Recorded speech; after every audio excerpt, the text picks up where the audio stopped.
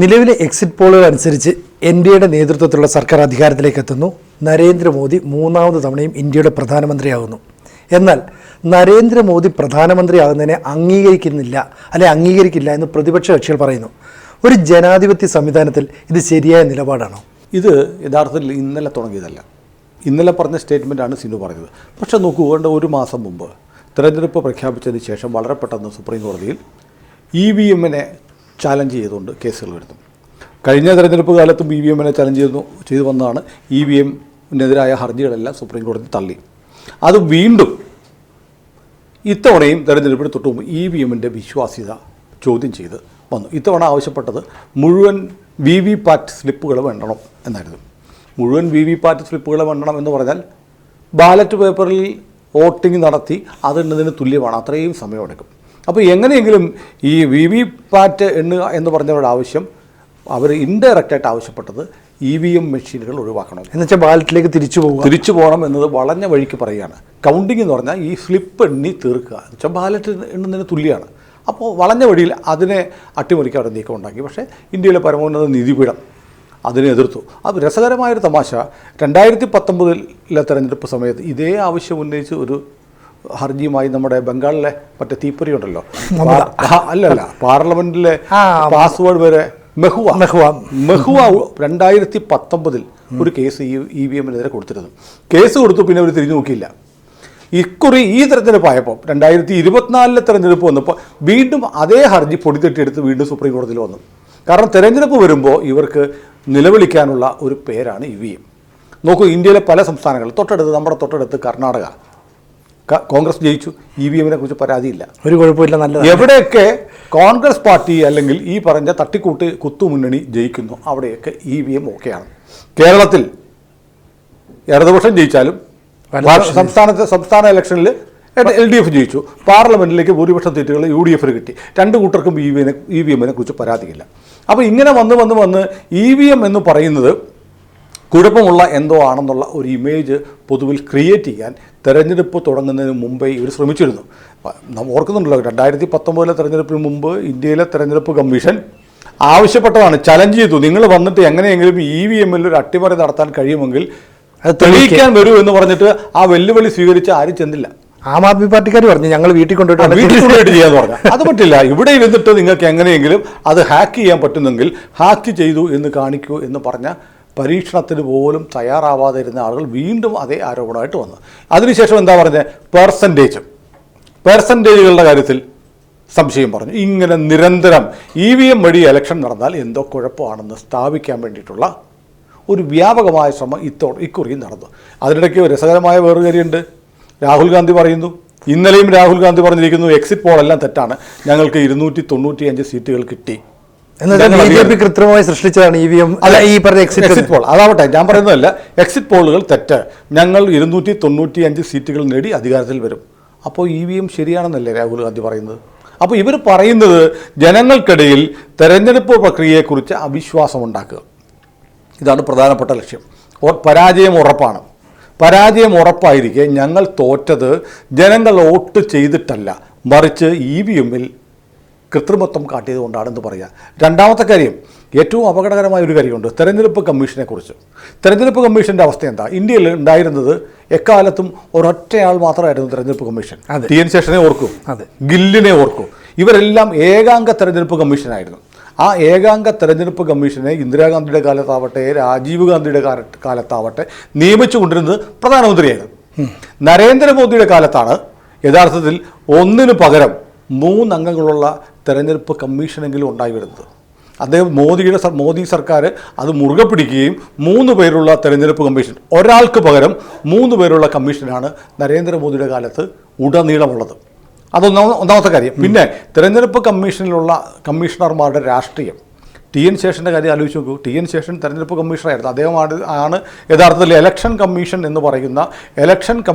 എന്ന് പറയുന്ന ആൾക്ക് വിപുലമായ അധികാരങ്ങളുണ്ട് എന്ന് നമ്മൾ ബോധ്യപ്പെടുത്തിയ കമ്മീഷണർ, അതായത് പദവിയുടെ അധികാരമൊക്കെ കാണിച്ചു തന്നത് ശേഷനാണ്. അതിനു മുമ്പ് കേന്ദ്ര സർക്കാരിൻ്റെ ഒരു ഉദ്യോഗസ്ഥൻ തന്നെയായിരുന്നു തെരഞ്ഞെടുപ്പ് കമ്മീഷണർ. ഈ തെരഞ്ഞെടുപ്പ് കമ്മീഷണറെ അന്നും ഇന്ദിരാഗാന്ധിയുടെ കാലത്തും കോൺഗ്രസ് ഭരണകാലത്തും നിയമിച്ചിരുന്നത് ഭരണഘടന അനുസരിച്ച് മാത്രമാണ്. അല്ലേ? ഭരണഘടനാ പ്രകാരം ഒരാളെ പ്രധാനമന്ത്രി തീരുമാനിക്കുകയായിരുന്നു. അപ്പോൾ അന്ന് ഭരണഘടനയ്ക്ക് കുഴപ്പമൊന്നുമില്ലായിരുന്നു. മോദിയുടെ കാലത്ത് 3 പേരായി. 3 പേരെ തിരഞ്ഞെടുക്കുന്നതിന് ഒരു പ്രൊസീജിയർ ഉണ്ടാക്കി. ഇനി ഞാൻ ശേഷൻ്റെ കാര്യം തന്നെ പറയാം. ശേഷൻ തെരഞ്ഞെടുപ്പ് കമ്മീഷണറുടെ പണി വിട്ടിട്ട് എവിടെയാണ് പോയത്?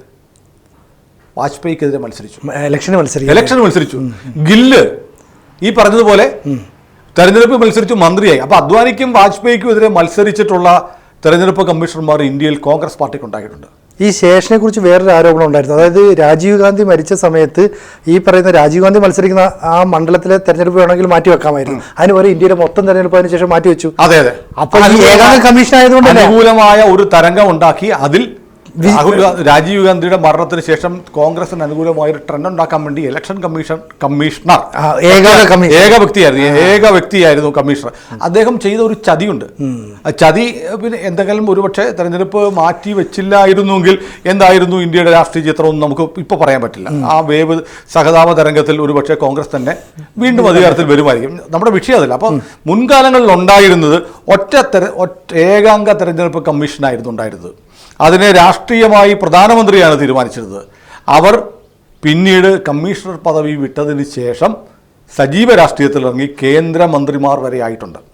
ഇതാണ് ഇന്ത്യയിലുണ്ടായിരുന്ന സ്ഥിതി. അങ്ങനെ പ്രധാനമന്ത്രിക്ക് നേരിട്ട് തെരഞ്ഞെടുപ്പ് കമ്മീഷനെ നിയമിക്കാം എന്ന് പറയുന്നത് ഇന്ത്യൻ ഭരണഘടനയാണ്. അപ്പോൾ ഈ ഭരണഘടന അനുസൃതമായിട്ടാണ് നരേന്ദ്രമോദിയും പ്രവർത്തിക്കുന്നത്. നരേന്ദ്രമോദി ചെയ്തത് എന്താണ്? അദ്ദേഹത്തിൻ്റെ കാലത്ത് ഒറ്റ അംഗം എന്നതിന് പകരം 3 പേരുള്ള ഒരു ബോഡിയാക്കി മാറ്റി. അതായത് തെരഞ്ഞെടുപ്പ് കമ്മീഷനെ കൂടുതൽ വിപുലമായ, കൂടുതൽ ജനാധിപത്യവൽക്കരിക്കുന്ന ഒരു പ്രക്രിയയാണ് മോദിയുടെ കാലത്ത് ചെയ്തത്. അതായത് എന്തെങ്കിലും അഭിപ്രായ വ്യത്യാസം ഉണ്ടെങ്കിൽ ഒന്ന് കൂടിയിരുന്ന ഒരൊറ്റ ആൾ തീരുമാനിക്കണ്ട എന്ന തരത്തിലേക്ക് കൂടുതൽ അതിന്റെ സ്കോപ്പ് കൂട്ടുകയാണ് മോദി ചെയ്തത്. ഇനി മറ്റൊന്നുകൂടിയുണ്ട്. ഇതിന് ഇവർ പറയുന്നൊരു കാര്യമുണ്ട്. തെരഞ്ഞെടുപ്പ് കമ്മീഷനിൽ സുപ്രീം കോടതി ചീഫ് ജസ്റ്റിസ് വേണം എന്ന വിധി അട്ടിമറിച്ചു. പച്ചക്കള്ളമാണ്. കാരണം തെരഞ്ഞെടുപ്പ് കമ്മീഷനിൽ രാജിയൊക്കെ ഉണ്ടായി തെരഞ്ഞെടുപ്പ് കമ്മീഷനിൽ ആളില്ലാതെ വന്ന സമയത്ത് സുപ്രീം കോടതി പറഞ്ഞു, ഇതിന് നിങ്ങൾ നിയതമായ ഒരു വ്യവസ്ഥ ഉണ്ടാക്കി ഒരു നിയമ പരിഷ്കരണം കൊണ്ടുവരണം.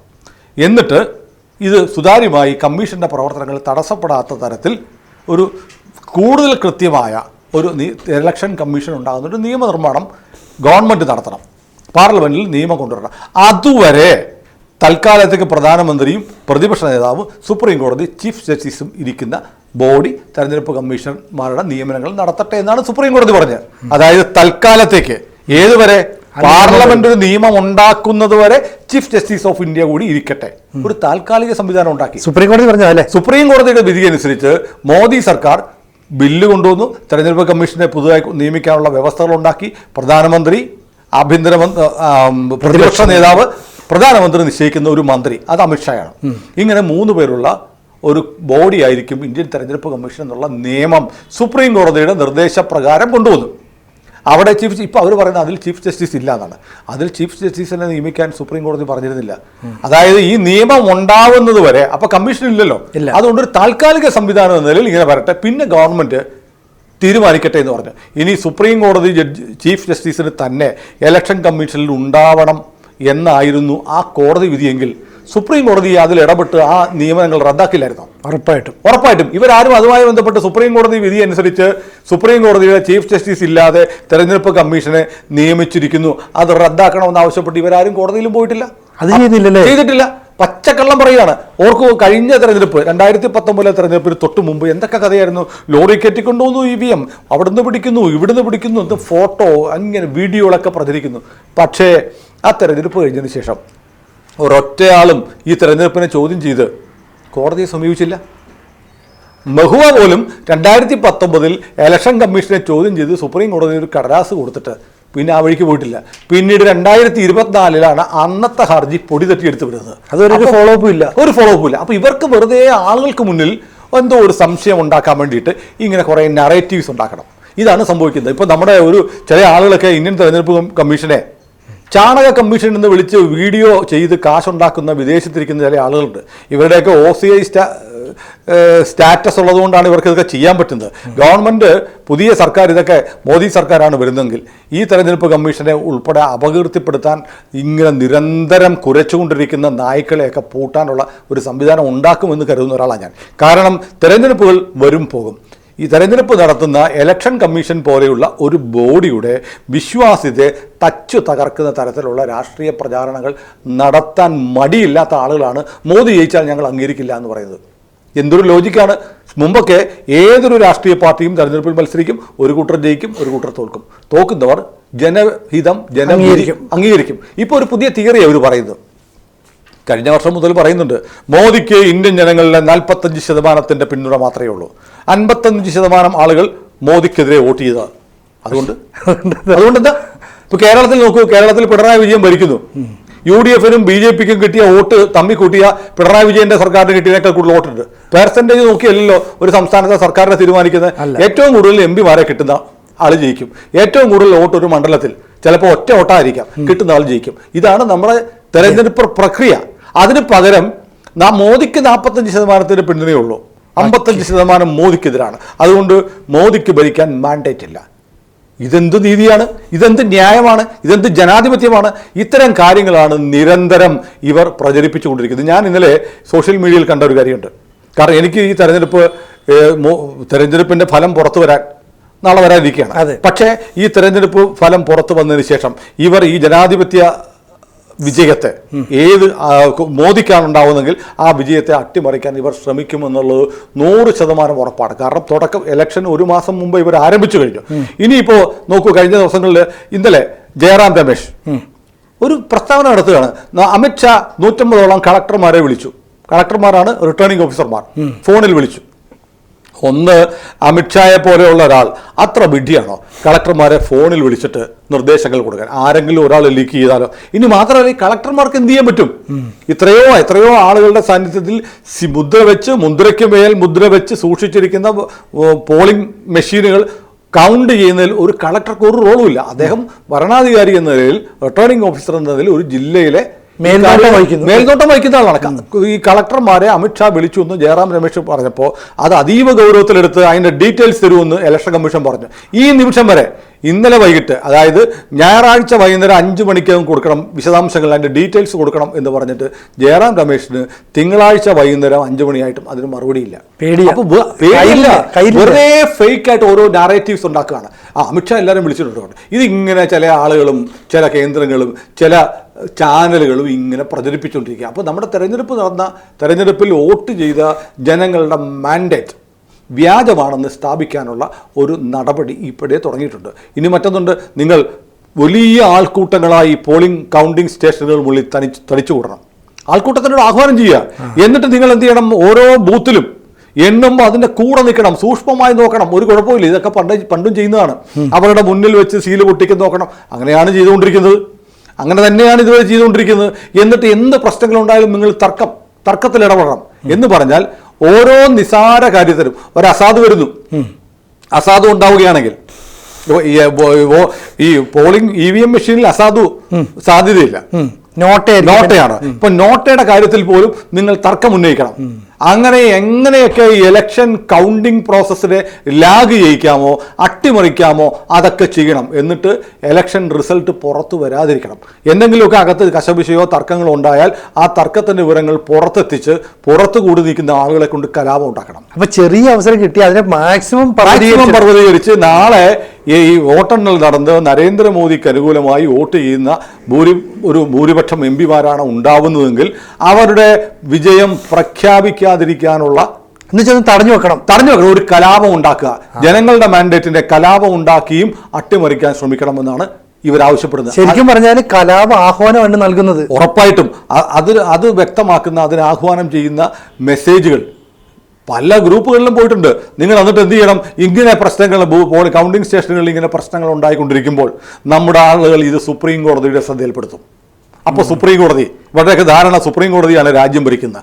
നമ്മുടെ നാട്ടിൽ ഇപ്പോൾ സുപ്രീം കോടതി അങ്ങനെയൊക്കെ ചെയ്യും. കാരണം ജാമ്യം വേണ്ടേ, എനിക്ക് ജാമ്യം വേണ്ടേ എന്ന് പറഞ്ഞുകൊണ്ട് കൊണ്ടുപോടാ ജാമ്യം എന്നും പറഞ്ഞ് ചോദിക്കാതെ ഒരു ജാമ്യം എടുത്ത് പോക്കറ്റിൽ ഇട്ട് കൊടുത്ത വിചിത്രമായൊരു സുപ്രീം കോടതിയെ കണ്ടു.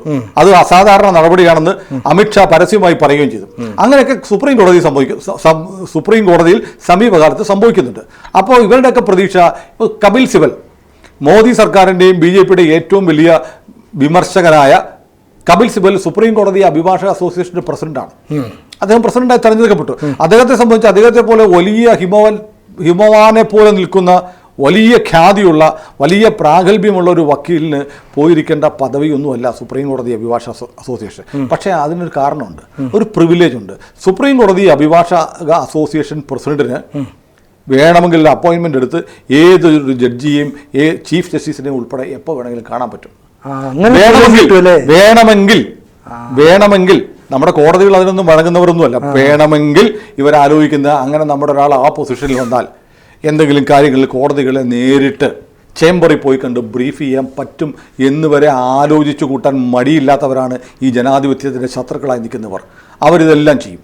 അപ്പോൾ ഇവർ പ്രതീക്ഷിക്കുന്നത് നാളെ കൗണ്ടിങ് നടക്കുന്നു, എവിടെയെങ്കിലുമൊക്കെ പ്രശ്നം ഉണ്ടാകുന്നു, അതിൻ്റെ പേരിൽ കലാപം ഉണ്ടാവണം, സൈന്യം വരണം, വെടിവെക്കണം, എന്നിട്ട് ഇത് പോയി വലിയ ജനാധിപത്യം കോടതി പറഞ്ഞ് കോടതിയെ കൊണ്ടൊരു ഒരു കമൻറ്റോ ഒക്കെ ഉണ്ടാക്കുകയാണെങ്കിൽ രാജ്യത്ത് തെരഞ്ഞെടുപ്പിന് ശേഷം വലിയ കലാപം ഉണ്ടായി എന്ന് പറയാം. ഇവർ പക്ഷേ അട്ടിമറിക്കാൻ ശ്രമിക്കുന്ന ഈ രാജ്യത്തെ ഭൂരിപക്ഷം വരുന്ന ജനങ്ങളുടെ മാൻഡേറ്റിനെയാണ്. ജനങ്ങൾ മോദിക്ക് അനുകൂലമായി, BJPക്ക് അനുകൂലമായി, NDAക്ക് അനുകൂലമായി വിധി എഴുതിയാൽ അത് അംഗീകരിക്കില്ല എന്ന് പറയുന്ന തരത്തിലേക്ക് നമ്മുടെ ജനാധിപത്യം മാറിയെങ്കിൽ, അത് ഇവിടുത്തെ ഒരു രാഷ്ട്രീയ പാർട്ടികളുടെ കൂട്ടായ്മ മാറിയെങ്കിൽ, അതിനെ സപ്പോർട്ട് ചെയ്യാൻ ഇവിടുത്തെ സാംസ്കാരിക രംഗത്തുള്ളവർ, ബുദ്ധിജീവികൾ എന്നുള്ളവരൊക്കെ രംഗത്ത് വരുന്നുവെങ്കിൽ രാജ്യം അതിഭീകരമായ അപകടത്തിലാണ്.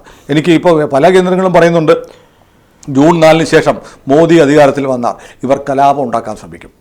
അത് ഏതാണ്ട് ഉറപ്പായിരിക്കുന്നു. അതിനുള്ള നീക്കങ്ങൾ നടക്കും. ഈ മുൻസൂചികൾ അനുസരിച്ച് ഈ എപ്പോഴും കലാപങ്ങളൊക്കെ ഉണ്ടാകുന്നത് കലാലയങ്ങളിൽ നിന്നാണ്. കലാലയത്തിൽ ഒരു തീപ്പൊരി വീണാൽ മതി, അവർ പുറത്തേക്ക് ഇറങ്ങി സമരത്തിൽ കുട്ടികൾക്ക് പ്രത്യേകിച്ച് വലിയ ബോധമൊന്നുമില്ല. ആരെങ്കിലും പിരികെറ്റി വിടുക, അവരിറങ്ങുക. ഇപ്പോൾ JNU ഉണ്ട്. JNUവിൽ നിന്നും പഴയ പോലെയുള്ള ബാധയൊന്നുമില്ല. ഇപ്പോൾ ജാമിയ മിലിയ പോലെയുള്ള സർവകലാശാലകളുണ്ട്. ഇവിടുന്നൊക്കെ ഷഹീൻബാദ് സമരം നമ്മൾ കണ്ടല്ലേ, CAA-ക്കെതിരെ നടത്തിയ സമരം. CAA ഇവിടെ നടപ്പാക്കുന്നത്. ഇന്ത്യയിൽ ഒരു മുസ്ലിമിനും പൗരത്വം പോയിട്ടില്ല. പിന്നെ എന്തിനായിരുന്നു ഇവർ രാജ്യം മുഴുവൻ കലാപം ഉണ്ടാക്കിയത്? ഇതിനുവേണ്ടി ഇവർ പ്ലാറ്റ്ഫോം ഉണ്ടാക്കിയിട്ടുണ്ട്. സിനു ശ്രദ്ധിച്ചോന്നറിയില്ല. വളരെ പെട്ടെന്നാണ് ഈ ഹമാസിന്റെ യുദ്ധം, ഒക്ടോബർ 7 തീവ്രവാദി ആക്രമണം, ഹമാസ് നിഷ്കളങ്കരായ കുഞ്ഞുങ്ങളെയും ജനങ്ങളെയും സ്ത്രീകളെയൊക്കെ ഇസ്രയേലിൽ കയറി കൊലപ്പെടുത്തിയതിന് ശേഷം, ഹമാസിനെതിരെ യുദ്ധം ആരംഭിച്ചതിന് ശേഷം ഹമാസിന് അനുകൂലമായി കേരളത്തിൽ ഒരു പ്ലാറ്റ്ഫോം ഉണ്ടായി. ഇടതുപക്ഷക്കാർ ഉൾപ്പെടെ രംഗത്ത് വന്നു. അങ്ങനെ ഒരു പ്ലാറ്റ്ഫോം ഉണ്ടായി. പിന്നീട് ആ പ്ലാറ്റ്ഫോം അങ്ങ് ശുഷ്കിച്ചു പോയി. ഹമാസ് ഇപ്പോൾ ഇസ്രയേലിനെ അങ്ങ് മറിച്ച് കളയും എന്നൊക്കെ പറഞ്ഞ് ഇവിടെ മീഡിയ വണ്ണൊക്കെ ചർച്ച ചെയ്തു. ഗസയിലൊക്കെ ഇറങ്ങിയാൽ ഇസ്രയേൽ വിവരം അറിയുന്നത്. ഇപ്പോൾ എന്നിട്ട് നിലവിളിയാ. പക്ഷേ ഇപ്പോൾ വീണ്ടും നോക്കൂ, ഗസ തീർന്ന് റഫയിലേക്ക് ഇറങ്ങിയപ്പോൾ സേവ് റഫ എന്നൊരു പ്ലാറ്റ്ഫോം ഉണ്ടാക്കിയിട്ടുണ്ട്.